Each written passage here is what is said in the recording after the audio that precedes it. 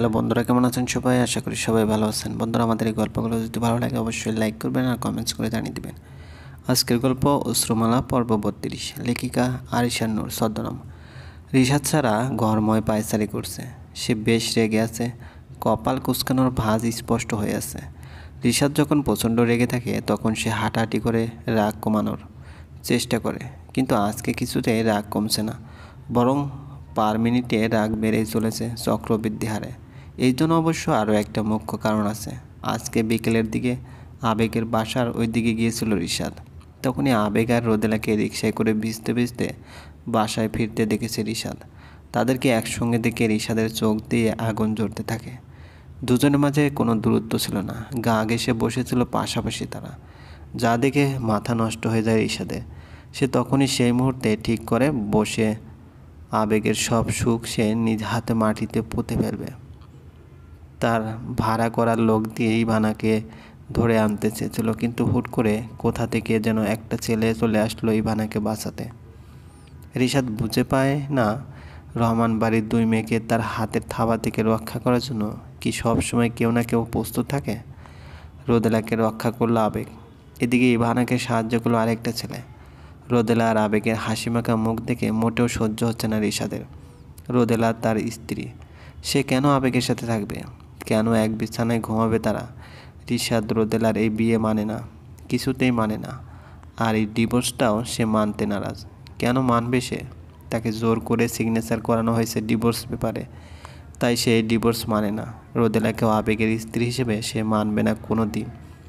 আবেগ ব্ল্যাকমেল করে রিশাদের স্বাক্ষর নিয়েছে ডিভোর্স পেপারে। একটা মেয়ের সাথে খোলামেলাভাবে মেলামেশার ভিডিও দেখিয়ে সিগনেচার করিয়ে নিয়েছে তার কাছ থেকে।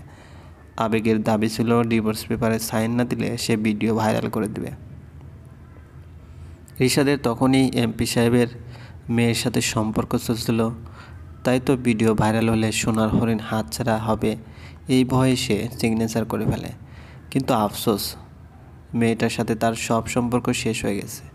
এমপি সাহেবের মেয়ে কিভাবে যেন জানতে পেরেছে রিশাদের চরিত্র ভালো না। তার সঙ্গে সঙ্গে সব সম্পর্কে অবসান ঘটিয়ে সে নিউ ইয়র্কে চলে গেছে। রিশাদ কালকে জানতে পেরেছে এমপি সাহেবের মেয়ের কাছে সব সত্য কথা ফাঁস করেছে আবেগ আর আবেগের বন্ধু মেঘ। আবেগ যদি এমপি সাহেবের মেয়েকে সব না জানাতো, তবে রিশাদের নজরও আরেক দফা রোদেলার উপর গিয়ে ঠেকতো না। রিশাদ বিড়বিড় করে বলে, সব দোষ আবেগের। ওই বালের ডাক্তারের জন্য আজকে আমার এমপি হওয়ার স্বপ্ন ভেস্তে গেল। এখন তার কিছু একটা করতে হবে। আবেগকে শাস্তি দিতে হবে, কঠিন শাস্তি। তার সাথে মাঠে খেলতে এসেছে আবেগ।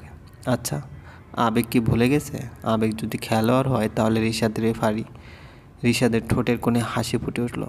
এতদিন মুখ বুজে নিজের বউকে অন্য এক পুরুষের সাথে থাকতে দিয়েছে, কিন্তু আর না, এনাফ ইজ এনাফ।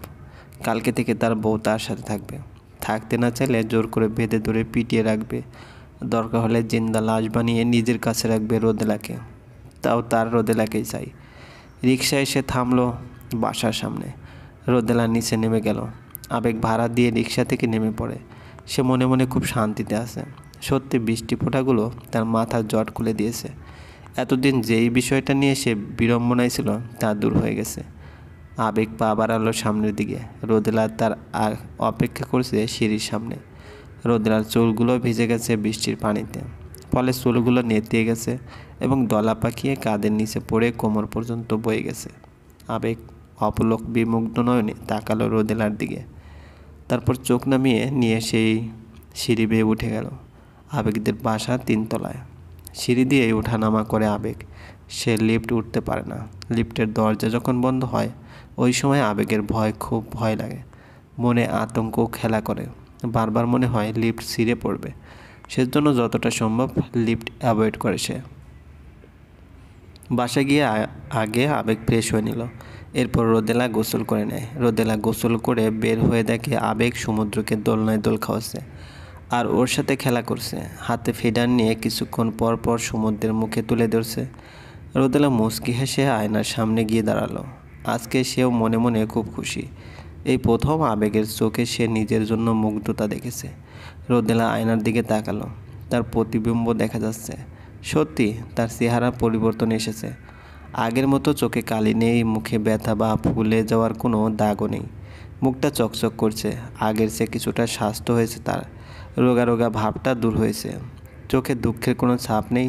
চুলগুলোও সুন্দর হয়েছে। আগে চুলগুলো উস্কো খুস্কো থাকতো, যত্ন নিত না ঠিকমতো। এখনও ঠিকমতো যত্ন নেই না, তাও কেন যেন চুলগুলো বেশ ঝোলমলে হয়ে গেছে। রোদেলা চুলগুলো তাওয়াল দিয়ে মুছতে লাগে। পেছন থেকে আবেগ আয়নার রোদেলা দেখে বলে ওঠে, হেয়ার ড্রায়ার দিয়ে চুল শুকাও, চুল ভেজা রাখলে ঠান্ডা লাগবে। লাগবে না, আমি হেয়ার ড্রায়ার দিয়ে চুল শুকাই না, এতে চুল নষ্ট হয়ে যায়। একদিন হেয়ার ড্রায়ার দিয়ে শুকালে কিছু হবে না। না, লাগবে না বলে রোদেলার চোখে কাজল দিতে লাগলো। তারপর বারান্দায় গেল টাওয়াল মিলাই দিতে। আবেগ বেশ খানিকটা বিরক্ত হয়ে গেল। কেউ তার কথার পিঠে কথা বললে তার ভালো লাগে না, আবার কাউকে যদি সে কিছু করতে বলে সেটা না করে অন্য কিছু করে, তবে আবেগ মনে মনে খেপে যায়। সেই কেউটা যদি রোদেলা হয় তাহলে খেপে যাওয়ার মাত্রাটা আরও একটু বৃদ্ধি পায়। আপাতত সে মনে মনে ফুঁসছে। বারান্দা থেকে বের হতেই বারান্দার দরজার সামনে আবেগকে ভূতের মতো দাঁড়িয়ে থাকতে দেখে রোদেলা সামান্য চমকায়। তা দেখে আবেগ বলে, ভয় পেলে নাকি? রোদেলা তড়িঘড়ি করে বলে, ভয় কেন বাবু? তা তো দেখতে পাচ্ছি। রোদেলা আবেগকে পাশ কাটিয়ে যেতে রোদলে আবেগ তাকে আটকে দেয় এবং রোদেলার হাত ধরে ফেলে এবং সোজা আয়নার সামনে গিয়ে বসিয়ে দেয় এবং হেয়ার ড্রায়ার অন করে আবেগ নিজেই রোদেলার চুলগুলো শুকাতে লাগে। রোদেলা শান্ত দৃষ্টিতে তাকিয়ে থাকে আবেগের প্রতিবিম্বর দিকে। সাধারণ চেহারার অতি অসাধারণ মানুষের মধ্যে কি আছে যা অতি অসাধারণ মানুষের মধ্যেও নেই? হুমায়ুন আহমেদ স্যার ঠিক বলেছেন, সাধারণ হওয়া নাকি অনেক কঠিন। আচ্ছা, আবেগ কি সাধারণ? তার তো মনে হয় না, বরং তার মনে হয় আবেগ হওয়া চারটি খানি কথা না। আবেগের মতো এত সরল মনের মানুষ জগতে খুবই কমই আছে। আবেগ মনোযোগ দিয়ে রোদেলার চুল শুকাচ্ছে। তার এই মুহূর্তে মনে হচ্ছে রোদেলার চুল শুকানোর মতো কঠিন কাজ আর একটাও নেই। এর চেয়ে অপারেশন করা বেশি সহজ মেবি। কি এক মুসিবত পড়ে গেল, চুল ধরলেই তোর করে হাত থেকে পড়ে যাচ্ছে। এতই সিল্কি যে হাতে ধরে রাখা যাচ্ছে না, তার উপর বাতাস করলে অন্যদিকে উড়ে যায়। ফলস্বরূপ আবেগ তার হাতকে গরম হাওয়া পরিবেশন করছে। রোদেলা পুরোটা সময় ধরে আবেগকে দেখতে লাগে। হুট করে রোদেলার চোখ ভিজে ওঠে। আচ্ছা, এত সুখ যদি তার সহ্য না হয়, যদি সুখগুচ্ছগুলো কার্পুরের মতো তার জীবন থেকে উবে যায়? রোদেলার চেহারার মুহূর্তের মধ্যে একটা আর্তনাদ পড়ে গেল। ইভানাকে শৌখিন নিজ দায়িত্বে তার বাসায় পৌঁছে দিয়ে গেল। ইভানা ভীষণ ভয় পেয়ে গেছে। তার হাত পা এমনকি হৃৎপিণ্ড এখনও জোরে জোরে কাঁপছে। শৌখিন বাসার নিচে নামিয়ে দিয়ে চলে গেছে। সিঁড়ি বেয়ে উঠতেই ইভানা হাঁপিয়ে গেল। বড় বড় করে শ্বাস ফেলে সে বলল, বজায়। গেট খুলে রোদেলা ইভানাকে দেখে তার ভ্রু কুঁচকে যায়। এখন বাজে 7:30, অথচ আবেগের কাছ থেকে ইভানা 5টার দিকে দেখা করেছে। এই এতটা সময় কই ছিল ইভানা? রোদেলাকে ইভানা শৌখিনের ব্যাপারে জানিয়েছে। কেবল রোদেলাই শৌখিনের ব্যাপারটা জানে। রোদেলা প্রশ্ন করে, শৌখিন এসেছিল? ইভানা মাথা নাড়ায়। ওর সাথে ছিলে? রোদেলা বলল, এতক্ষণ একসাথে থাকা কি ঠিক হয়েছে? ইভানা মাথা নিচু করে ফেলে। সে কি ভাবিকে বলবে কি বিপদে বসেছিল সে? রোদেলা মৃদু হেসে বলে, আচ্ছা ঠিক আছে, নেক্সট টাইম থেকে এত রাত করে বাইরে থাকবে না। তুমি তো জানোই মামি এসব পছন্দ করে না। এবার যাও, ফ্রেশ হয়ে আসো। ইভানা হোম বলে তার রুমে পা বাড়ালো। ইচ্ছা করে কিছু জানালো না রোদেলাকে সে। রাতে খেতে বসে সবাই, আবেগ একটু লেটে আসলো, ততক্ষণে সবাই খেতে বসে গেছে। আজকে রাতের রান্নাও রোদেলা করেছে, ভাত আর পাতাকপি দিয়ে মুরগির মাংস। রোদেলা একটু তেল মশলা বেশি করে দেয় রান্না করে, এতে রান্না সুস্বাদু হয়। আজকেও স্বভাব মতো তেল বেশি দিয়ে ফেলেছে। মাংসের কড়াইয়ে 1 সেন্টিমিটার জুড়ে তেল ভেসে আছে। যাবে দেখো, তুমি প্লেটে তরকারি তুলে নিতে নিতে মুখ কঠিন করে বলে, মাংসে এত তেল দাও কেন? বলি, টাকা কি তোমার বাবা দেয়? তেলের দাম জানো?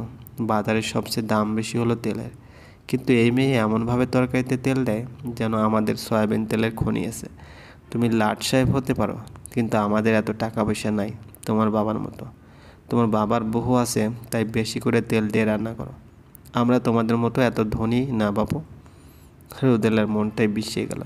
মামি ইচ্ছে করেই তার বাবার কথা তুলেছে। সে খুব ভালো করে জানে তার বাবার অবস্থা ভালো না, অভাবের সংসার তাদের। সেই তুলনায় আবেগরা 1000 গুণ ভালো আছে। তারপরও কীভাবে ঠেস মেরে কথা বললেন মামি?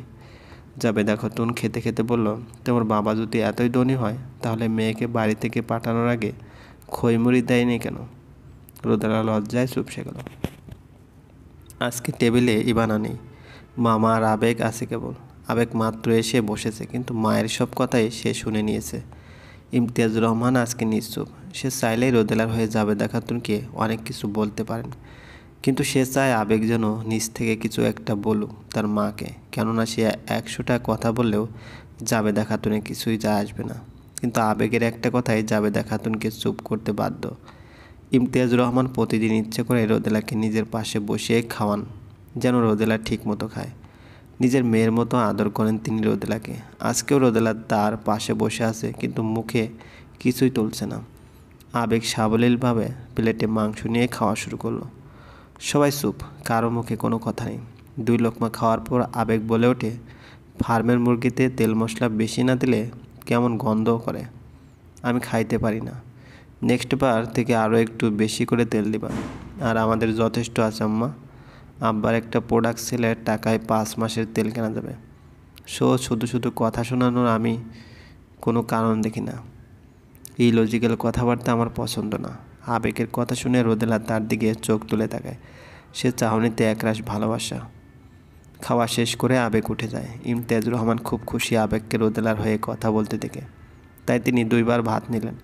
খেতে খেতে বললেন, আহ, এত মজার মুরগির মাংস আমি জীবনে খাইনি। শেষ বয়সে যে এত মজার মজার খাবার খেতে পারছি, এটা তো আমার ভাগ্য। জাবেদা খাতুন মুখ কালো করে উঠে পড়েন। রোদেলা সামান্য খেয়ে নেয় এবং সমস্ত কাজ করে রুমে আসে। ততক্ষণে আবেগ শুয়ে পড়েছে। রোদেলা আবেগের পাশে গিয়ে শুয়ে পড়ে। পরের দিন সকাল সকাল রোদেলা ওঠার আগে আবেগ বেরিয়ে যায়। রোদেলা 9টার ঘুম থেকে উঠে যাবতীয় সব কাজ শেষ করে ফেলে। দুপুরে রান্না বসিয়ে দেয় সে। ইভানা তখন এসে বলে সে বাইরে যাবে। জাবেদা খাতুন যাওয়ার অনুমতি দেয়। রান্না শেষ করে সমুদ্রকে খাইয়ে ঘুম পাড়িয়ে গোসল করে বের হয় রোদেলা। কি মনে করে ফোনটা হাতে নিল সে। তখনই জাবেদা খাতুন রুমে আসলেন, আর ঠিক সেই মুহূর্তে রোদেলার ফোন বেজে উঠল। স্ক্রিনে রিশাদের নাম দেখে জাবেদা খাতুন তেলে বেগুনে চিতে রোদেলাকে অনেক কথা শুনিয়ে পাশের বাসার ভাবির কাছে যান। কিন্তু রোদেলা অস্থির মরে যাচ্ছে, রিশাদ কেন কল করেছে। তখনই আবারও কল আসে। রোদেলা ফোন ধরে। ওপাশ থেকে ধমকে রিশাদ রোদেলাকে বলে, এতক্ষণ লাগে ফোন ধরতে? রোদেলা কড়া গলায় বলে, কেন কল করেছো? নিচে নামো। কেন? তোমার সাথে কথা আছে। তোমার কথা থাকতে পারে, বাট আমার কোনো কথা বলার নেই। রোদেলা, তুমি যদি নিচে না নামো তাইলে তোমার পেয়ারি ননদকে আমার লোকরা তুলে নিয়ে যাবে। রিশাদের কথা শুনে রোদেলা চিৎকার দেয়। ওপাশ থেকে রিশাদ হো করে হেসে বলে, ডোন্ট লেট, সময় মাত্র 1 মিনিট। রোদেলা ভয় পেয়ে যায়। সে আবেগকে কল করতে করতে নিচে নামে, কিন্তু আবেগ ফোন ধরছে না। সে নিচে নেমে কোথাও রিশাদকে দেখতে পেল না।